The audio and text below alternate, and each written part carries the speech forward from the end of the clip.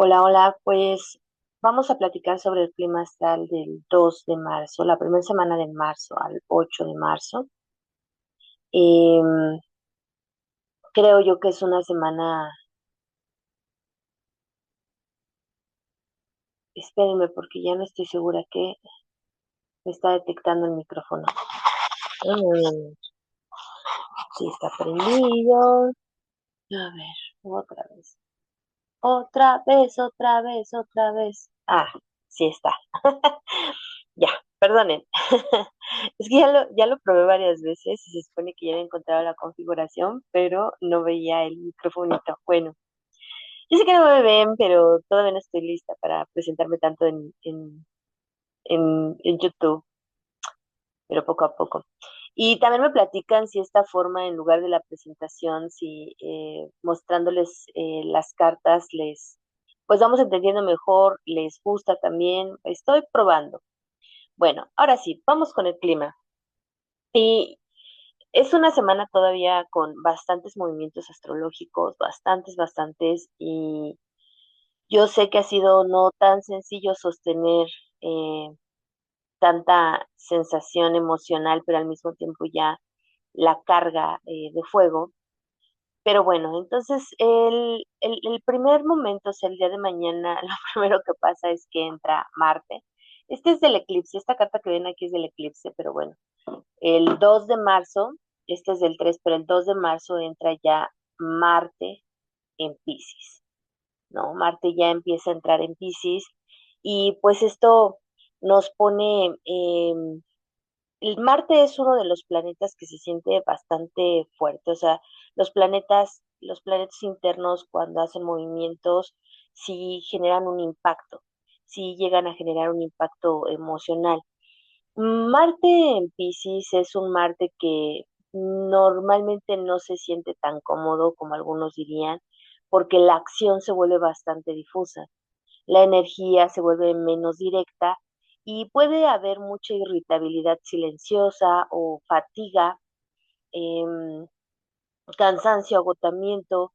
Aquí hay mucho que cuestionar si va a ser muy terapéutico ese Marte en Piscis. Yo siento que ya de por sí desde que entró Mercurio retrógrado el 26, la semana que entra, yo lo estuve diciendo, hay un proceso bien fuerte con todo este Mercurio retrógrado a nivel terapéutico y de que nosotros nos hagamos conscientes ya de muchas cosas.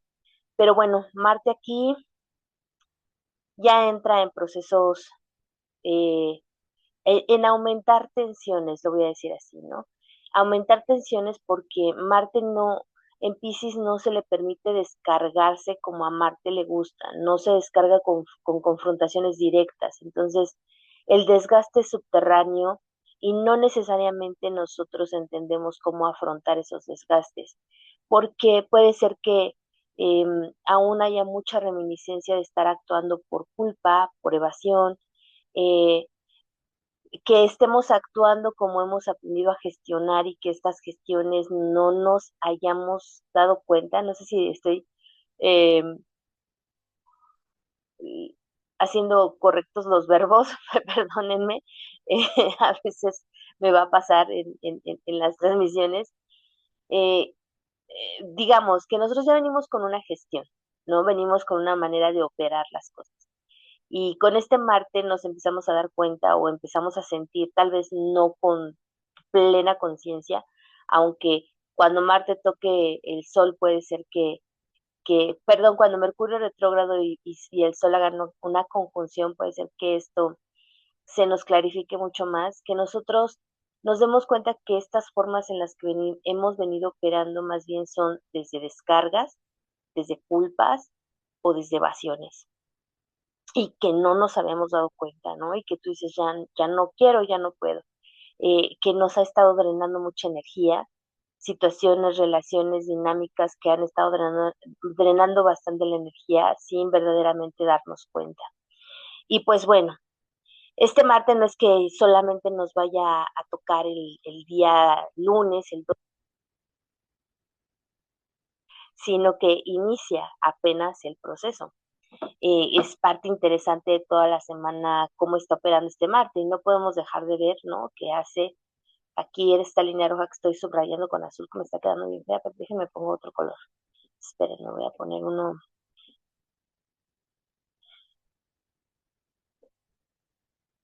acá, como que mi computadora está un poco lenta, como que detecta que es domingo en la noche.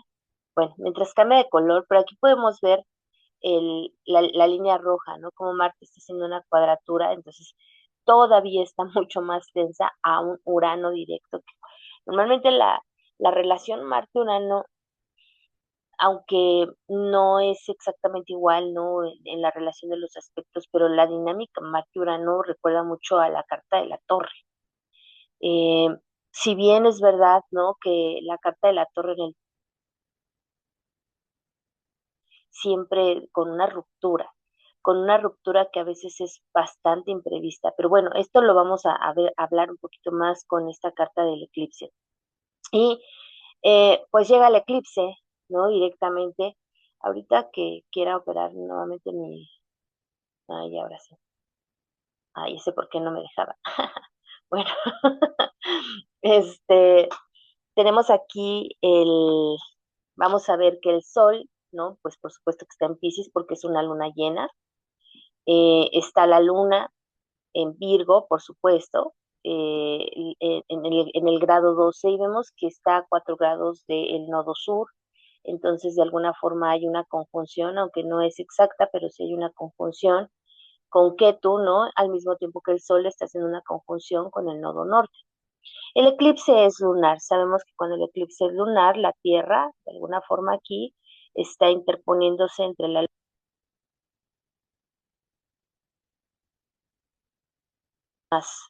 eh, sombría la luna y en este caso pues es una luna roja. Entonces esta oposición que se ve aquí en la línea roja pues es lo natural. Lo interesante de ver las cartas así es que ustedes pueden ir a ver en dónde está Piscis y ahorita vamos a hablar un poco más de eso. Entonces, esta luna llena corresponde a la serie de Saro 133, está como, está todavía en un proceso, es decir, esta serie no está al final, está todavía eh, evolucionando. em, pero llega en un momento muy, muy, muy interesante. Em, Hay una atmósfera de disolución que hemos venido trabajando muy fuerte. Em, Tiene a un lado, no está por detrás, aunque no esté directamente relacionado, pero está en la energía. Está Mercurio retrógrado, todavía está un espacio de Venus en Piscis, está Marte aquí en el grado cero haciendo la cuadratura hacia Urano. Y aquí hay directamente hay un toque hacia Júpiter retrógrado en Cáncer y pues por supuesto acá donde está Virgo. Entonces, yo sí creo, bueno, que aquí hay una descarga emocional. Sí, yo sé que cuando hablamos de Virgo estamos hablando mm, de siempre una limpieza muy profunda, ¿no? Eh, que se tiene que hacer en esta ocasión para hacer ajustes estructurales muy importantes. No es que sea solamente energía intensa, como dice eh, este astrólogo muy bueno, Polito, em, sino son reordenamientos simbólicos de luces y sombras. Y aquí me acordé mucho porque estaba viendo algunos videos de la caverna de Plutón, ¿no? Entonces, al estar aquí en Virgo, sí creo yo que justamente hace este espacio de cómo nosotros, en este juego de luz y sombra, cómo podemos empezar a observar desde otra perspectiva lo que a Virgo le cuesta mucho ver desde otra perspectiva. O sea, recordemos que Virgo en esencia, en partes de su energía, pues es bastante, llega a ser bastante rígido o a perder la totalidad o dejar de ver otras partes de la realidad por estar enfocado en una sola cosa, o en el detalle o en la perfección de ciertos espacios, ¿no? Entonces, al eclipsarse, al hacer este juego de luz y de sombra, nosotros vamos a poder ver otras partes de esa misma totalidad. Entonces la disolución siempre va a tener que ver con un cambio de enfoque, un cambio de percepción que a veces no viene desde la conciencia.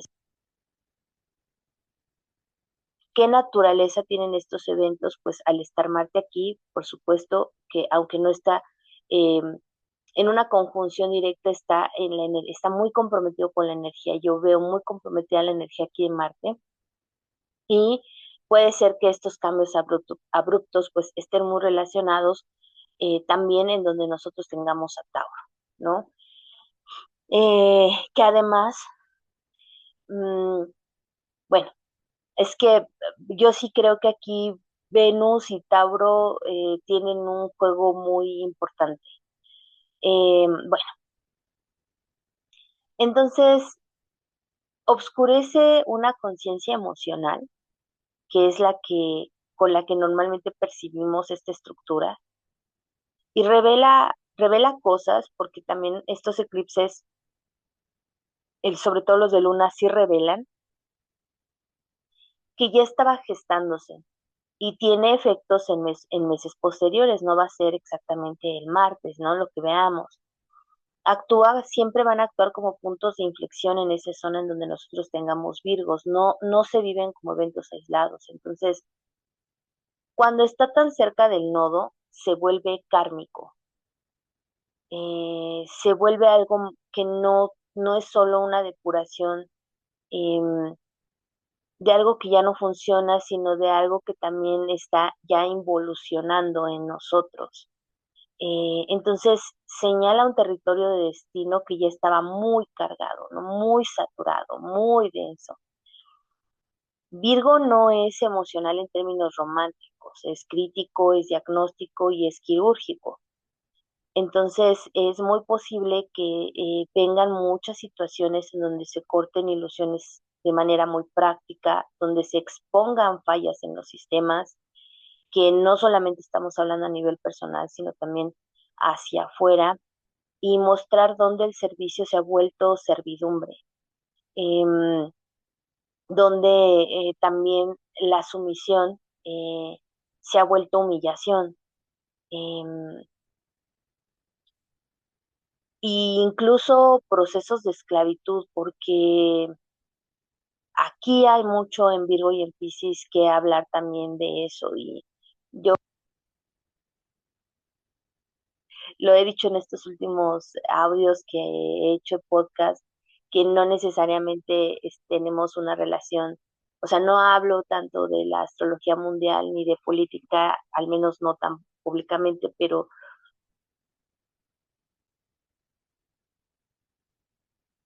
entonces sí, a nivel más personal, hay una dinamita, ¿no? Porque, bueno, y también a nivel político, porque recién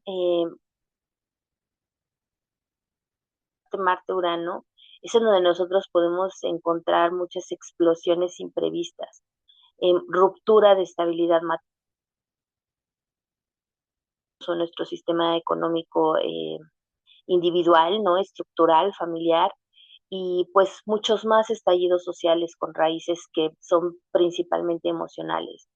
No es que sean agresiones frontales, sino ya son reacciones muy acumuladas. Eh, Tauro y Virgo activados siempre van a traer mucho temas de trabajo, economía real, territorio, alimento y logística. Entonces, no es un eclipse blando. No, yo para mí no son momentos en los que debamos de tomar eh, sin fin de riesgos, sino más bien ser un poco estoicos y que el estoicismo no sea como una medida de control, ¿no? De no, como de agarrarse, digamos, para nada, ¿no? De hecho, eso no ayudaría en nada, sino más bien estoicos y reservados para tener espacio de movimiento, para poder tener un espacio de movimiento y reorganizarnos. Acá ya no vamos a poder, y he estado hablando yo mucho, esta semana voy a hablar en astrosomática más sobre este tema de reorganización y gestión, y ahí es en donde entendemos cómo tiene mucha relación el cuerpo, en este caso cómo relaciona la somática y la astrología. creo que es una forma muy encuerpada de entender ciertas cosas, perdón. Em, pero acá ya no podemos gestionar los recursos, ya no vamos a poder gestionar, aunque seamos buenísimos gestionando ciertos recursos, es que esos recursos ya están hiper agotados, así, hiper agotados. Entonces es cuando se empieza a sentir la deuda, porque queremos, es como el desgaste, ¿no? Como el talón del zapato desgastado que dices, es que ese lado ya, ¿no? Ya toca el chicle, ¿no? O sea,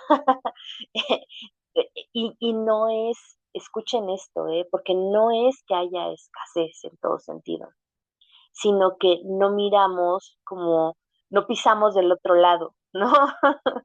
En este ejemplo del zapato, no pisamos del otro lado, no estamos revisando otros recursos y no lo vemos y no lo miramos porque no tenemos reorganización y no tenemos a veces los panoramas completos, ni siquiera de nuestros propios recursos. Entonces, no hablo de este estoicismo o esta restricción como una forma de que te dé miedo o de que nos dé miedo, porque no tiene ningún sentido para mí caer en pánico nosotros mismos o sea, no, no, no, pero hay que encontrar formas de ser realistas con cierta energía sin que entendiendo cuáles son los límites y los rangos de movimiento que nosotros podemos generar para atravesarlos y no solo que nos atraviesen. Entonces, justo por eso estoy diciéndolo. O sea, creo que el estoicismo no tiene nada que ver con que no te vayamos a tener recursos y entonces esté en la escasez. Claro que habrá formas de pensar en donde solo lo veas como escasez, pero insisto, creo que para mí es eh, restringirse un poco como hacer esta parte de contraerse un poco con ciertas cosas para poder tener espacio de movimiento. Em, ¿En dónde se puede ver todo eso más? O sea, ¿en dónde se puede colapsar más? Yo sí creo que aunque es en Virgo, en donde se empiezan a ver las cosas, creo que se puede detonar mucho en donde esté Tauro en tu carta natal. Me platican, ¿no? Y sería bueno ver dónde están esos y qué está pasando en esa área Tauro de tu casa, ¿no? En dónde tienes tu Tauro. Y si quieren que haga del eclipse como uno por uno, aunque no sea el martes específicamente, pero siempre nos va a ayudar, pues me dicen. Pero sí pongan en los comentarios, porque ustedes me escriben por WhatsApp en privado y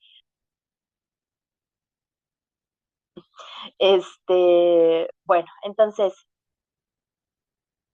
eh, ahora, viene amortiguado por este espacio de cáncer, ¿no? O sea, ya hablé como de lo que puede sonar un poco terrible, aunque no es el sentido, pero viene un poco amortiguado por este espacio de cáncer, que además yo tengo esta sensación de que hacer un buen trabajo aquí implicaría que este Júpiter cuando ya entre directo traiga también, lo voy a decir de esta manera, bendiciones, ¿no? Traiga oportunidades o abra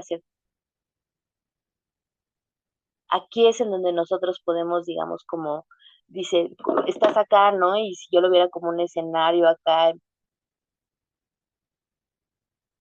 entonces dices, ok, estoy aquí, pero voy a ir a este espacio seguro que es cáncer por el momento, ¿no? Donde tú tengas a cáncer, busca también dónde está ubicado cáncer en tu carta natal y seguramente ahí en esa área puedes encontrar un momento de paz. Yo, por ejemplo, lo tengo en la casa 6, ¿no? Entonces creo que es justamente como mis hábitos, ¿no? Em, las estructuras también del trabajo, la disciplina que puedo tener en el trabajo, de alguna manera se vuelve un refugio en donde me permito entrar en revisión y en donde también a partir de lo que estoy haciendo como parte de mi hábito, mi disciplina, me permite ajustar cosas del pasado. O sea, no necesariamente podemos operar desde el caos que pueda estar pasando en Tauro o en la densidad emocional del propio Piscis, ¿no? Sino en donde está cáncer. El eclipse no destruye sin sentido, está buscando corrección. Por eso les hablo de hacer espacio, ¿no? Entonces tú sí necesitas tener un poco de movilidad para ir acá, para poder hacer ajustes acá primero, antes que cualquier cosa, para hacer ajustes desde aquí, ¿no? Entonces no hacemos el ajuste realmente en Virgo aún. hacemos el ajuste en Piscis, tampoco en Tauro, ¿no? Que van a ser una consecuencia de, si no vamos a hacer ajustes acá, en Cáncer. Por eso lo puse hoy así, la carta, para que lo pudieran ver más gráficamente. Busca dónde está Cáncer en tu casa, en tu carta natal. eh, y ahí es donde puedes hacer microcorrecciones, ¿no? Como yo les platicaba, yo tengo Cáncer en la casa 6, entonces, por ejemplo, microcorrecciones en qué horarios, ¿no? Yo acabo de cambiar, por ejemplo, ahorita horarios, perspectivas, enfoques con respecto a las clases de somática que estoy dando. Estoy buscando también algunas modificaciones que necesito hacer para mi salud. Y pequeñas, o sea, pequeñas, porque sabemos que toda esta historia del 2026 es en actos sostenibles. O sea, esa es la palabra clave siempre, ¿no? Que puedan ser actos verdaderamente sostenibles. Pero sí, sí voy buscando correcciones, pequeñas correcciones, micro correcciones. Eh, el trígono posterior que van a hacer, que va a estar haciendo Júpiter, ya cuando entre directo al mismo Sol, a Mercurio retrógrado, que van a hacer en otras semanas de marzo, que después voy a hablar, creo que nos pueden ayudar mucho. Em, Esto platican si quieren que vayamos casa por casa viendo dónde puede estar como más la ruptura, eh, donde de alguna forma como que se apaga por momento lo que, como ya veníamos manejando, que es en Virgo, ¿no? Como ya veníamos manejando el orden, la perspectiva que teníamos, cómo nosotros veníamos estructurando lo que teníamos que lograr, lo que teníamos que hacer, porque aunque Venus, aunque Virgo no necesariamente habla de metas como Capricornio a nivel social, pero sí habla de metas muy concretas con respecto al trigo, ¿no? Y ese trigo que también cómo se va, cuál va a ser el uso de ese trigo, ¿no? Al final es tierra.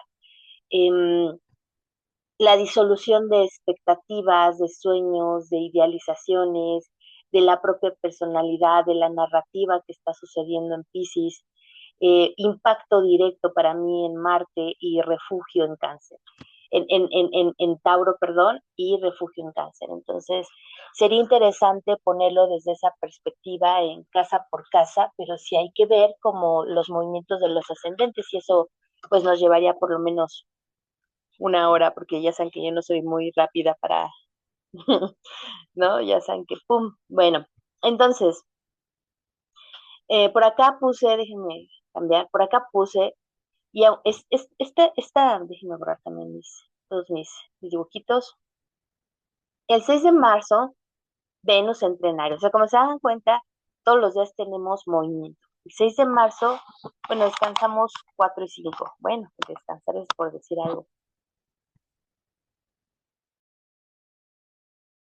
El 6 de marzo, Venus ya entra a Aries. Eh, el 7 toca a Neptuno y el 8 toca a Saturno. Déjenme borrar. Vamos a echar un borrado por acá.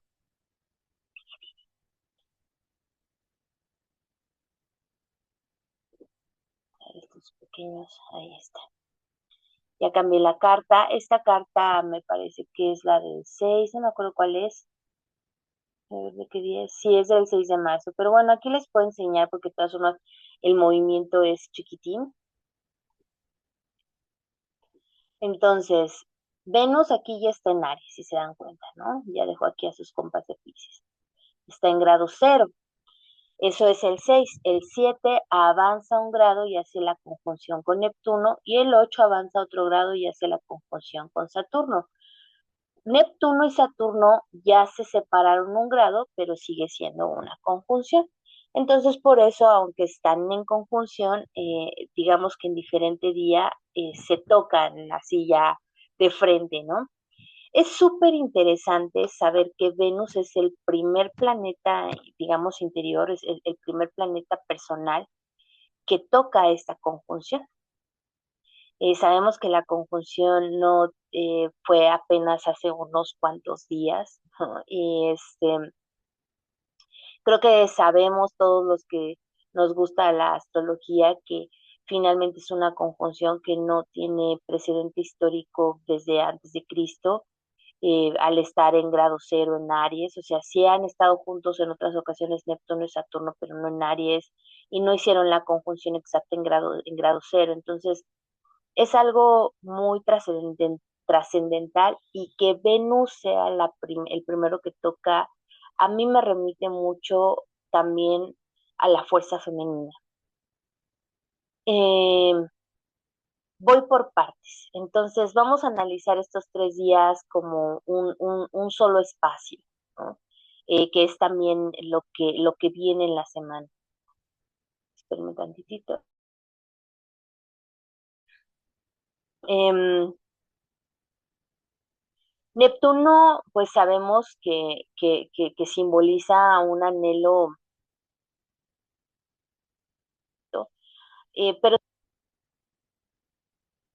tensión, ideales colectivos, la idea del sacrificio, la confusión, el misticismo, la propaganda, el arte. Bueno, cuando Neptuno entra en Aries, digamos que el ideal se puede volver militante, y pues que sabemos que hemos tenido mucho movimiento a nivel militante.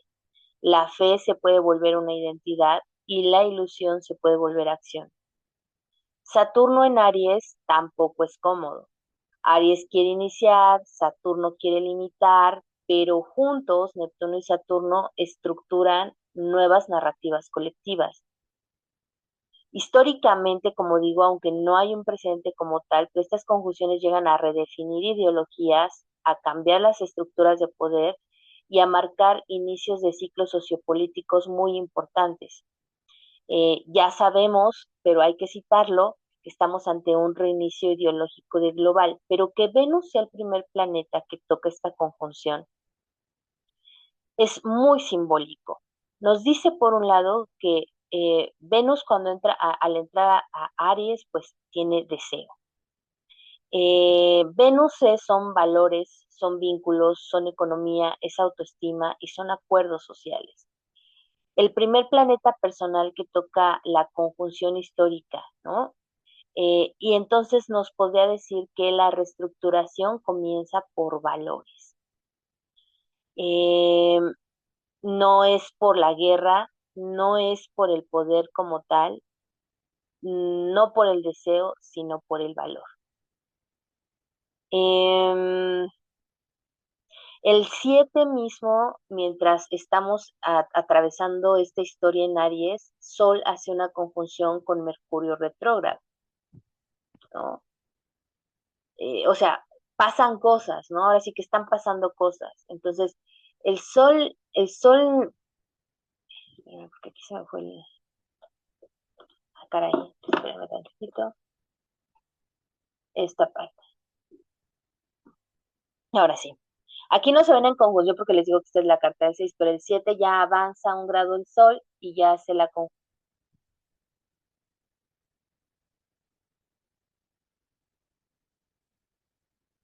en retrogradación. Entonces, acá puede haber muchas, muchas, muchas revelaciones, sí a nivel interior, también a nivel exterior, mucha,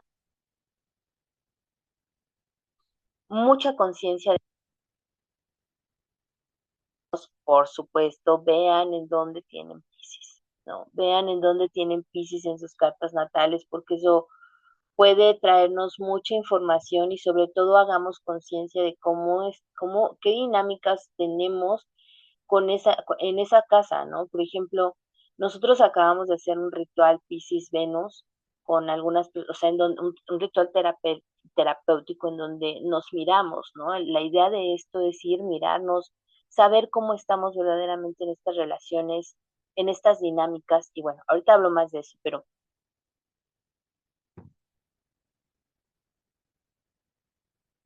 acá relación con mi propio valor, ¿no? Con los recursos, con cómo administro los recursos, de qué forma sacrifico, de qué forma evado, de qué forma, porque es muy Piscis. O sea, no lo estoy diciendo yo como solo personal, ¿no? Sino es parte de la energía pisciana y negarlo, decir, no, yo no, es, no tiene. Entonces, creo que realmente es conciencia de las dinámicas de valor.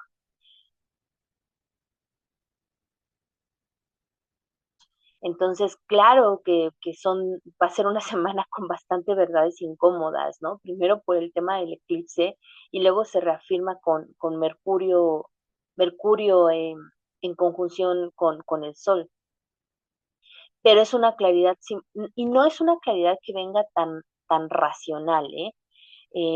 Como pero sí muy simbólica, va a ser claro para nosotros de alguna manera. Esta semana definitivamente es un puente entre la depuración de lo viejo, la disolución emocional y reinicios de identidades. Se puede sentir como, estoy empezando un poco a sintetizar, he estado como explicando un poco más algunos puntos simbólicos y psicológicos, pero ¿cómo se puede sentir esto de forma práctica? Cansancio profundo, desilusiones, claro que sí, desilusiones, pero útiles, desilusiones totalmente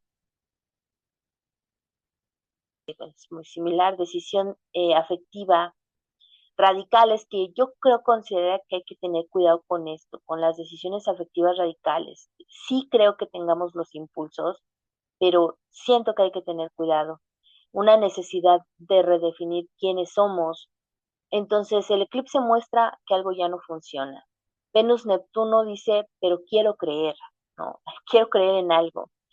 Venus-Saturno responde, ok, sí, pero es en eso que ahora quieres creer, ¿va a ser sostenible? Marte-Urano también empieza a desesperar y dice, no, ya no puedo seguir así, ¿no? Entonces esto no se va a sentir suave, pero es tremendamente evolutivo. Es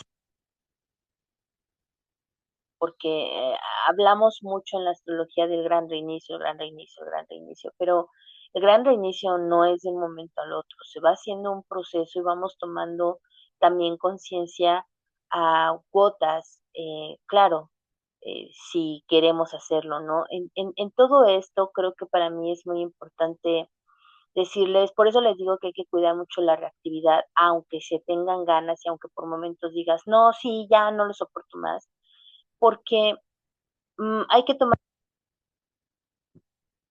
en Aries, ¿no? Marte sigue acá. Y hay que recordar que normalmente aquí los planetas que están en Pisces y los planetas que están en Aries, que están igual de fuertes e importantes, no se miran. Como tienen una distancia muy pequeña, digamos que desde este ángulo no se alcanzan a ver, ¿no? O sea, Venus sí ve a Urano, ¿no? Nuevamente se reafirma que acá decimos, bueno, esto que se está desplomando a nivel del valor, bla, bla, bla, bla, bla, yo quiero creer en mí de otra forma, quiero reinventarme, quiero hacer cosas, pero sigue sosteniendo la cuadratura con Marte, y Marte y Venus en ese momento no se ven, no se alcanzan a mirar tanto, ¿no? No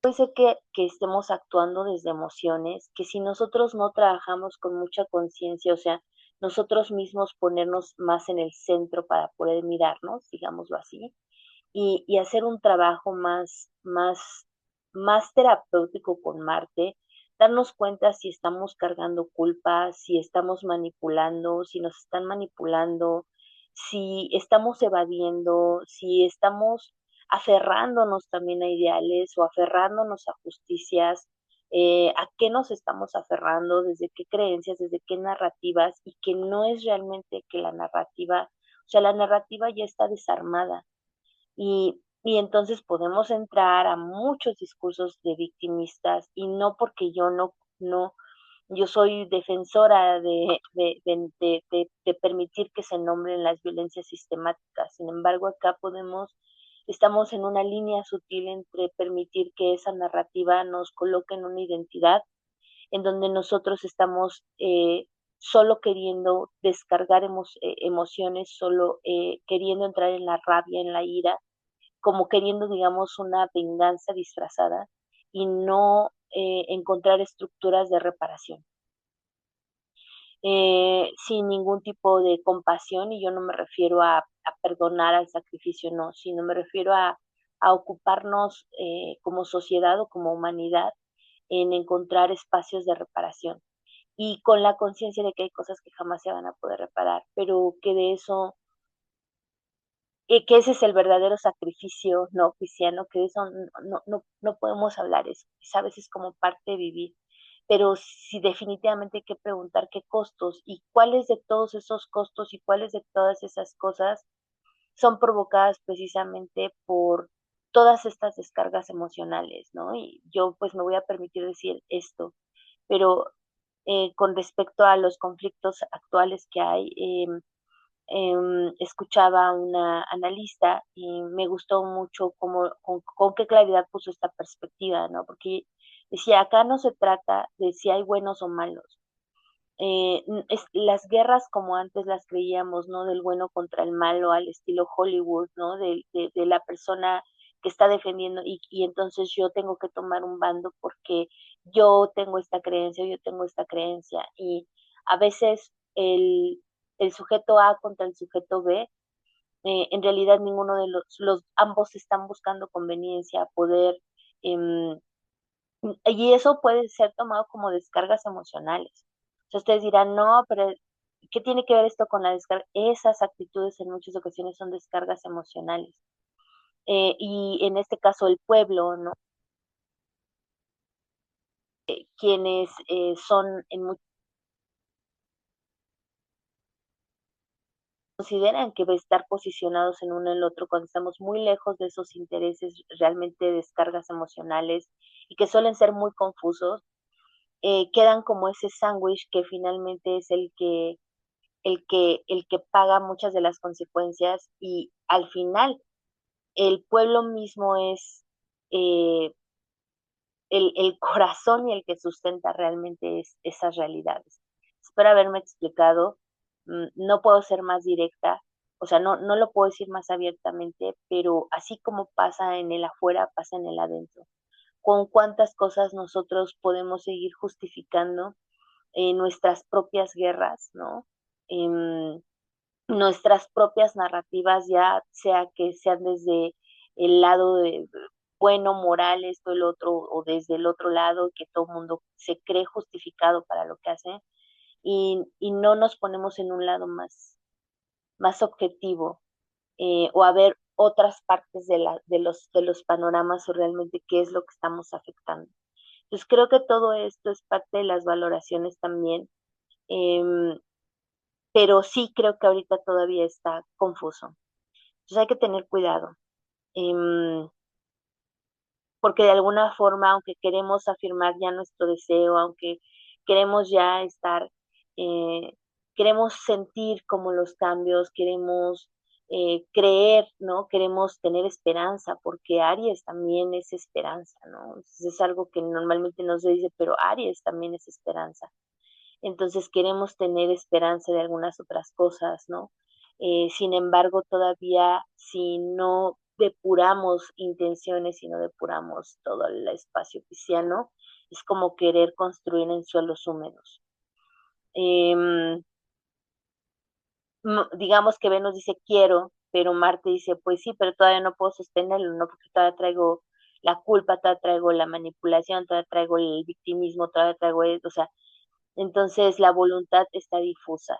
Puede sentirse como impulsividad afectiva, deseos fuertes de independencia, decisiones rápidas en los vínculos, pero por dentro en realidad estamos cargados de culpa, de nostalgia, de dudas, de sensibilidad aumentada. Entonces hay que tener mucho cuidado. Para mí, yo se lo sigo insistiendo, trabajemos con el cuerpo eh, para que de alguna forma los deseos sociales no solo sean reactivos, ¿no? Los impulsos puedan tener orientación, las decisiones puedan estar, dejen de estar tan teñidas de emociones colectivas o emociones que no nos corresponden o emociones que ya no son sustentables y que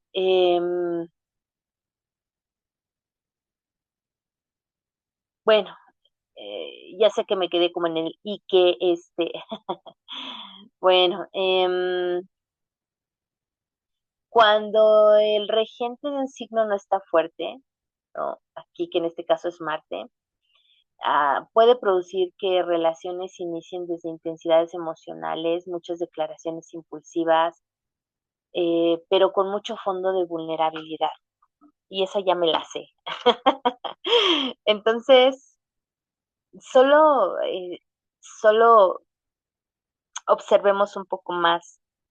Eh, el fuego sostenido por agua no es que sea malo, ¿no? Pero hay que diferenciar entre lo que es vapor y lo que es alquimia. Y eso no depende de, oye, si yo soy Aries, ¿cómo me va a ir? Y si yo soy Acuario, y si yo soy Capricornio. Claro, hay una parte muy helenística, ¿no? Que sí nos habla de cosas muy específicas, pero la realidad también en esta discusión entre astrología tradicional y la psicológica o la moderna es que hay cosas que de todas formas dependen también mucho del nivel de conciencia con el que las vivimos. Entonces acá por eso lo pongo así, ¿no? O puede volverse esto en vapor o en alquimia. Y pues bueno, con esto me despido. Creo que sí me alargué un poquito. Eh, me platican, por favor, no sean así, déjenme los comentarios, me los mandan en el chat o por adentro, me dicen, ya vi y ya sé que somos bien poquitos, bien poquitas, pero oigan, o sea, si 20 las ven y 20 me ponen, está más padre. Entonces, pónganme like, por favor, ayúdenme, pónganle en comentario y díganme o sea, si quieren que haga signo por signo, pero así, ¿no? O sea, pónganmelo ahí. Y si no, pues de todas formas ya vean el de Astrosomática. Les juro que los podcasts de Astrosomática valen la pena. Les mando un abrazo. Excelente semana a trabajar agua y fuego. em, a ponerle conciencia a nuestros procesos y pues bueno, muchos abrazos a todos y bendiciones.